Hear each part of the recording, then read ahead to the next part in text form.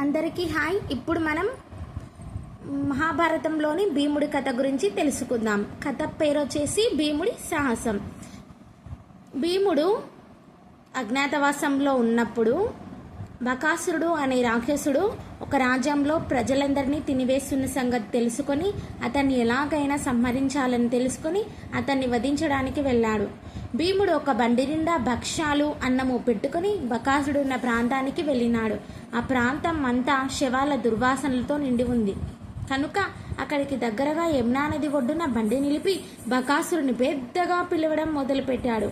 బకాసురుడు తొందరగా రాలేదు. వాడు వచ్చేదాకా ఊరికే కూర్చోవడం ఎందుకని యమునా నదిలో కాళ్ళు చేతులు కడుక్కొని బకాసుడి కోసం తెచ్చిన భక్ష్యాలు అన్నం తినడం ప్రారంభించాడు. ఇంతలో బకాసురుడు ఆవలించుకుంటూ, ఇవాళ ఆహారం ఆలస్యంగా తీసుకుని వచ్చావేం అని గద్దరిస్తూ భీముడి వద్ద కోపంతో వచ్చాడు. అప్పటికే భీముడు బండిలోని తినుబండారం మొత్తం తిని యమునా నదిలోని చల్లని నీళ్లు తాగి బేవుమని తేనుస్తూ కూర్చున్నాడు.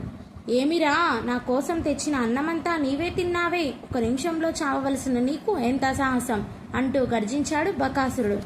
ఒక నిమిషంలో చచ్చేది నీవా నేనా అన్నాడు భీముడు. ఆ మాట విని బకాసురునికి మరీ కోపం వచ్చింది. దగ్గర ఉన్న ఒక చెట్టును వేళ్లతో పెరికి భీముని మీదకు విసిరినాడు. భీముడు మరో చెట్టు పెరికి అడ్డు తాకినాడు. కొంతసేపు చెట్లతో పోట్లాడి ఆ తర్వాత వారిరువురు మల్ల యుద్ధం చేసినారు.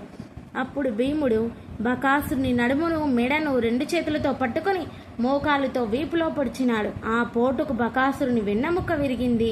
నవరంధ్రాల్లోంచి నెత్తురు బయటకు చిమ్మింది. హాహా అని అరుస్తూ బకాసురుడు ప్రాణాలు వదిలాడు. ఇది కథ పిల్లలు.